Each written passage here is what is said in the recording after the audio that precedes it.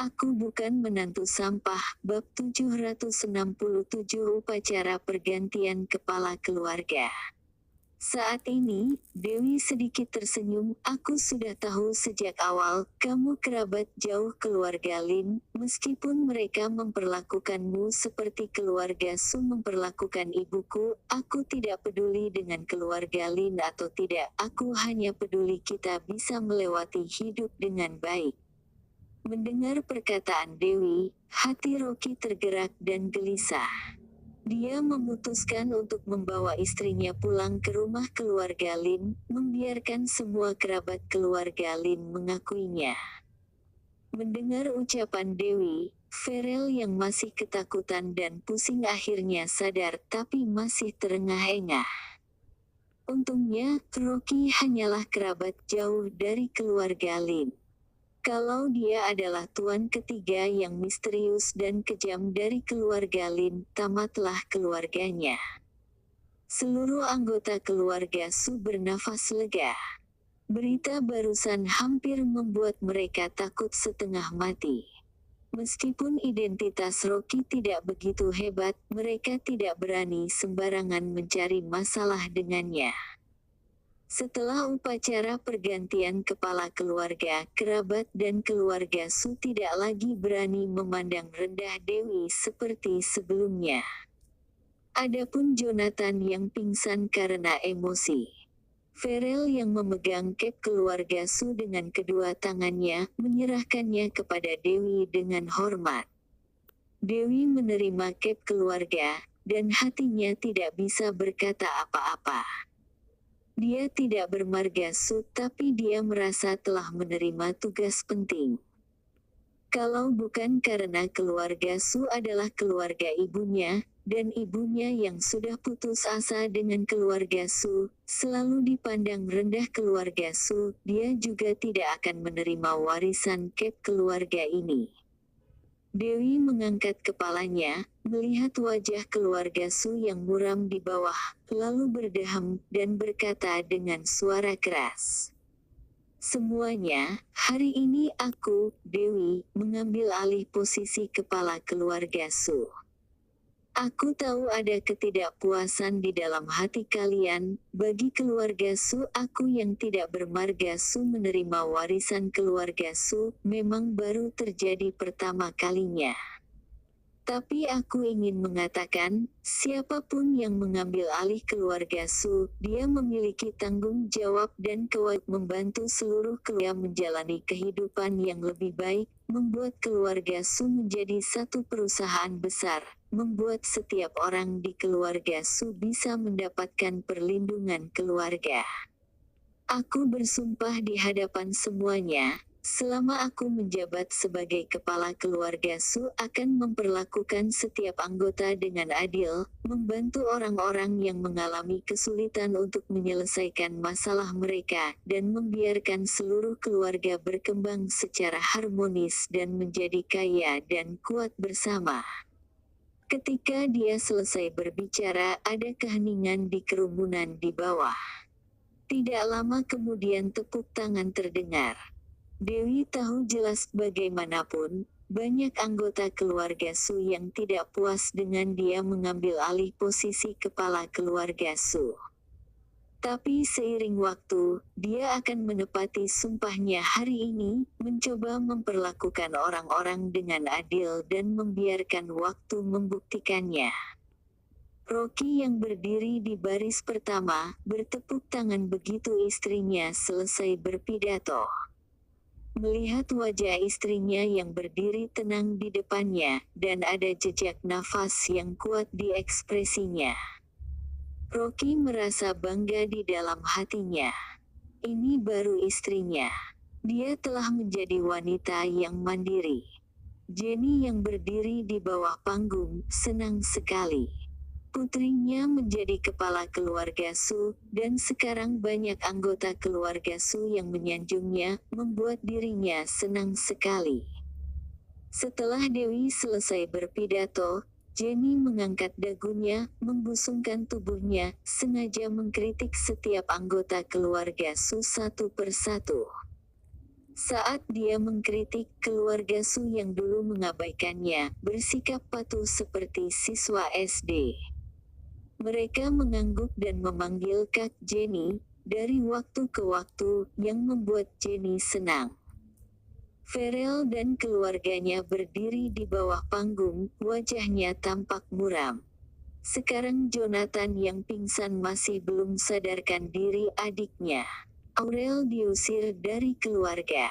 Dulu di keluarga Su dia yang paling dicari, sekarang dia menjadi tikus jalanan, demi menjilat Dewi. Keluarga Su menjauhinya. Perasaan diasingkan ini membuat Farel tidak bisa menerimanya. Dia benar-benar lupa dirinya pernah melakukan hal yang sama pada keluarga Jenny sebelumnya. Istri dan putranya menundukkan kepala, bahkan tidak memiliki keberanian untuk berbicara. Karena takut menyinggung Rocky, dan diusir dari rumah seperti Aurel. Setelah upacara pergantian, Dewi bertanya kepada Farel tentang beberapa urusan keluarga dan kembali ke villa bersama Rocky. Begitu kembali ke villa, Dewi menunjukkan ekspresi serius dan bertanya kepada Rocky. Rocky, katakan sejujurnya padaku, apakah yang dikatakan Torik benar? Aku tidak pernah menanyakanmu apa yang terjadi di Myanmar, tapi kuharap kamu tidak berbohong padaku. Tadi dia membela Rocky di keluarga Su, dia hanya tidak ingin muncul masalah baru, apalagi membuat orang tuanya curiga. Tapi semuanya penuh dengan keraguan, dan dia meragukan identitas asli Rocky. Rocky memegang tangan Dewi dengan suasana hati yang campur aduk. Tidak peduli bagaimana dia menyembunyikannya, tetap tidak mungkin menyembunyikannya sampai akhir, pada akhirnya harus memberitahu istrinya. Dia menelan tenggorokannya dan memberitahu Dewi semua hal yang terjadi padanya di Burma. Ekspresi Dewi berubah drastis ketika mendengarnya. Dia tidak menyangka suaminya hampir mati di Burma. Itu seperti film blockbuster. Suamiku, Fanny benar-benar memperlakukanmu seperti itu. Rocky mengangguk dengan senyum masam. Aku tidak memberitahumu sebelumnya, karena aku takut kamu khawatir. Aku benar tidak menyangka kamu diperlakukan seperti itu di Burma. Dewi sedih dan tidak pernah menyangka suaminya tidak hanya dianiaya di Burma tapi juga hampir dibunuh oleh keluarga Fanny. Meskipun mendengar suaminya berbicara dengan nada santai, dia tetap takut. Mungkin pengetahuannya yang terlalu sedikit, sama sekali tidak memahami krisis hidup dan mati suaminya. Sekarang Dewi sedih dan menyesal, dirinya memberi hadiah kepada Fanny, tapi suaminya hampir mati di sana. Dia menyesal mencurigai suaminya. Demi keluarga, suaminya membahayakan nyawanya. Kalau itu adalah dirinya pasti sudah frustasi. Dewi mengangkat kepalanya, berkata dengan tegas, suamiku, mulai hari ini apapun yang kamu lakukan aku akan mendukungnya. Tapi aku harap kamu tidak membohongiku. Kalau ada apa-apa mari kita hadapi bersama-sama. Iya. Rocky mengangguk tersentuh lalu memeluk istrinya. Tapi pada saat yang sama, hatinya kacau. Sekarang dia hanya menceritakan apa yang terjadi di Myanmar. Istrinya sudah kaget, ditambah sekarang istrinya sedang hamil, dia belum berani memberitahukan identitas aslinya. Kalau istrinya terkejut sampai mempengaruhi kandungan, dan bagaimana kalau terjadi sesuatu? Setelah kembali ke villa, Rocky memeriksa denyut nadi Dewi, memastikan janin di perutnya baik-baik saja, lalu meminta istrinya untuk berbaring dan istirahat. Selain itu, dia meresepkan 2 obat tradisional Cina untuk menenangkan saraf dan menggorengnya untuk dimakan, lalu memintanya istirahat di rumah. Untungnya istrinya sudah lama tinggal di sebuah villa Gopo. Villa itu sudah dipasang formasi 5 elemen. Sang istri yang telah lama tinggal di dalam formasi akan membuat tubuhnya menjadi lebih kuat di bawah energi Sage. Kalau tidak tendangan Leon tadi mungkin sudah menggugurkan kandungannya. Mengingat ini, wajah Rocky berubah muram, ada niat membunuh melintas di matanya. Meskipun Leon sudah cacat dibuat olehnya, dan keluarga Aurel sudah diusir dari villa, tapi itu masih terlalu ringan untuk mereka. Rocky menelepon Bagor, kepala penjaga keluarga Lin, lalu menginstruksikan dengan dingin. Lakukan sesuatu untukku. Aku bukan menantu sampah. Bab 768 meluncurkan obat baru. Tuan, silahkan katakan.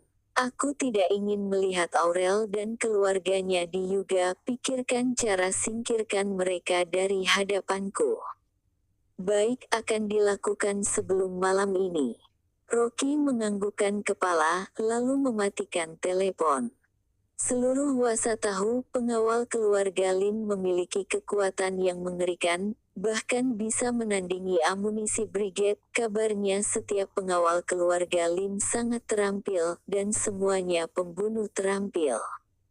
Reputasi pasukan pengawal bukan bualan semata. Jangankan berurusan dengan keluarga Aurel, sekalipun berurusan dengan ketiga keluarga besar, pengawal keluarga Lin juga berani. Namun, untuk menghindari perselisihan yang tidak perlu, keluarga Lin tidak menonjolkan diri. Untuk menghadapi Aurel, Bagor tidak harus melakukannya sendiri, dia hanya perlu mengirim anggota tim untuk melenyapkan keluarga mereka dari dunia. Sebelum malam, Bagor menelepon kembali.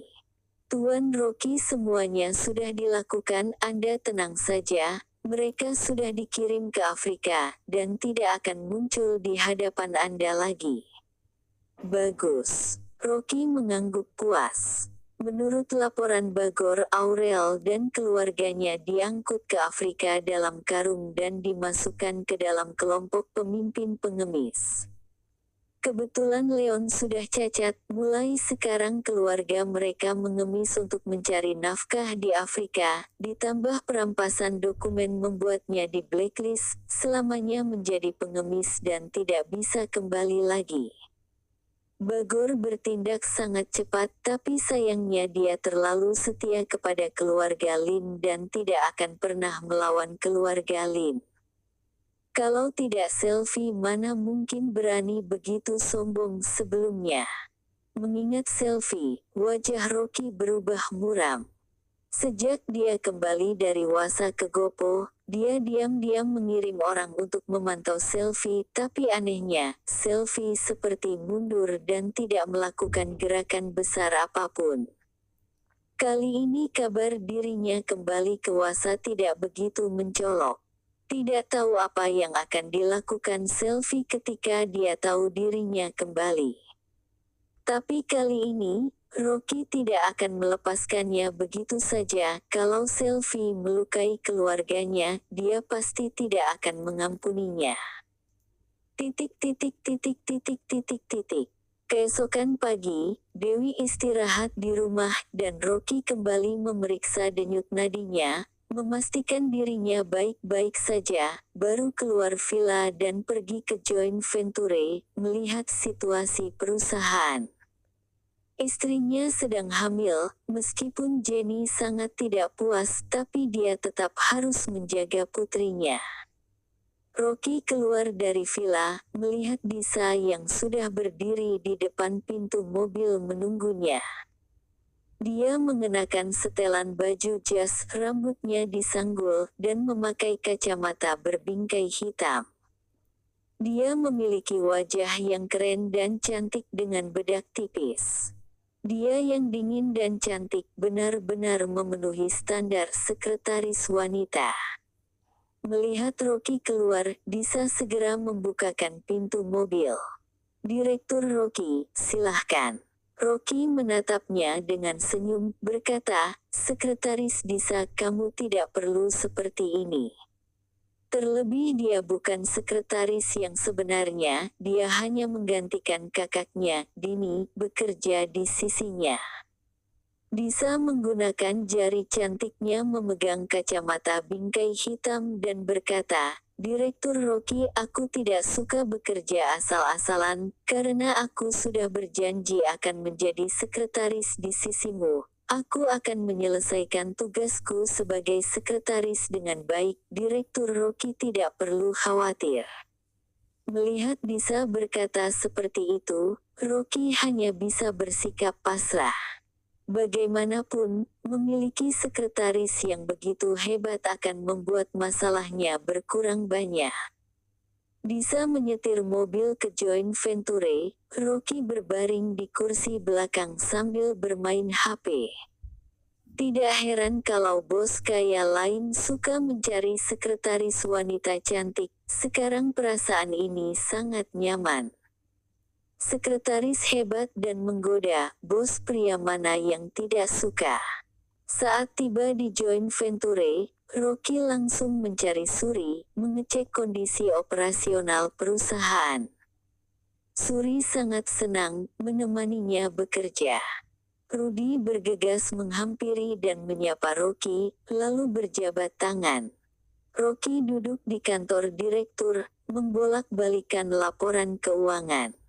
Salep intermiten perusahaan Joint Venture sudah dipasarkan sampai ke online, bahkan pesanan untuk bulan depan juga sudah penuh. Harga saham juga naik dengan nilai pasar lebih dari puluhan miliar. Suri berkata di sampingnya, "Direktur Rocky, sekarang salep intermiten berhasil dipasarkan dengan lancar, bisakah mempertimbangkan untuk meluncurkan produk baru?" Produk baru. Rocky mengerutkan kening, berkata, "Aku juga memiliki pemikiran seperti itu. Kali ini aku datang ke Wasa untuk mengurusi masalah ini." Saat ini, produk Joint Venture hanya ada satu salep intermiten. Meskipun penjualannya sangat bagus, tapi terlalu sederhana. Kalau ingin lebih mengembangkan nilai pasar perusahaan, hanya bisa dengan meluncurkan produk baru. Ada banyak obat di dalam Nine Grand Heavenly Scriptures, tapi Rocky mencarinya setengah mati, tidak menemukan obat yang tepat. Karena kebanyakan resep yang tercatat di dalamnya adalah obat kaya energi sage yang langka di bumi. Kalau metode pemurniannya sangat rumit, sama sekali tidak dapat diproduksi di pabrik farmasi, itu membutuhkan tenaga kerja yang cukup banyak dan tidak boleh ada kecerobohan sedikit pun yang dapat mempengaruhi khasiat obat. Obat-obatan ini sama sekali tidak dapat diproduksi secara massal, dan tidak dapat dijual. Sebaiknya mengembangkan obat jenis apa? Ketika Rocky sedang berpikir, HP-nya tiba-tiba bergetar. Begitu dia melihat HP ternyata telepon dari Winata, Rocky segera menjawabnya. Begitu tersambung, langsung mendengar suara senang Winata. "Kak, embun ajaib yang kamu berikan padaku benar sangat ajaib. Aku meminumnya sebotol, dan merasa tubuhku berubah menjadi manusia besi dalam sekejap, hebat sekali." Embun ajaib adalah obat yang dibawa oleh Rocky dari gua spiritual ketika pergi ke paviliun apoteker. Karena embun ajaib tidak berguna baginya sekarang, jadi dia memberikannya kepada Winata. Rocky bertanya, "Kamu meminum semuanya?" "Aku hanya meminum sebotol, sisanya diberikan ke pasukan." Setelah meminumnya mereka seperti orang yang berbeda. Kekuatan tempur mereka meningkat 2 kali lipat. Dan paviliun apoteker sudah mengirimkan anggur rumput ungu kemari. Meskipun khasiatnya tidak sebaik embun ajaib, tapi tetap memiliki efek ajaib. Pasukan yang dulunya bisa memotong batu bata dengan tangan mereka, sekarang dapat memecahkan dinding bata dengan satu tangan setelah meminum anggur itu. Begitu cepat sudah dikirimkan. Rocky sedikit terkejut. Dia tidak menyangka kecepatan pembuatan anggur di paviliun apoteker begitu cepat. Apoteker di paviliun apoteker sudah lama memurnikan obat, bahkan apoteker terburuk adalah dokter hebat, meminta mereka membuat anggur hanyalah hal sepele. Sayangnya orang-orang ini hidup dalam pengasingan di pegunungan. Mereka mempelajari dan menyempurnakan ramuan dan mencari ramuan keabadian. Sekalipun Rocky menginginkan mereka turun gunung, mereka tidak mau. Berpikir tentang ini, Rocky tiba-tiba berpikir. Kalau apoteker ini tidak turun gunung dan membiarkan mereka membuat anggur atau memurnikan obat untuk dijual, ini dapat mengembangkan jalur obat baru. Energi sage di paviliun apoteker sangat memadai, rumput ungu bisa ditanam di mana saja. Apalagi, para apoteker sangat mudah membuat anggur menjadi obat. Meskipun hasilnya tidak bisa sebanyak pabrik farmasi, tapi sekarang salep intermiten adalah obat populer. Kebetulan perusahaan kekurangan obat berkualitas kelas atas dan bisa diisi oleh anggur rumput ungu. Setelah teleponan dengan Winata, Rocky segera berdiskusi dengan Suri dan Rudy tentang rencana obat anggur yang baik. Tentu saja, mereka setuju dengannya tanpa syarat. Tapi Suri masih memiliki beberapa keraguan. Dia mengerutkan kening dan bertanya, sekarang hampir semua pasar minuman obat dikuasai oleh perusahaan anggur kesehatan. Menurut pendapatmu, sebotol obat anggur rumput ungu 100 ml dijual seharga 200 juta, aku khawatir tidak banyak yang membelinya.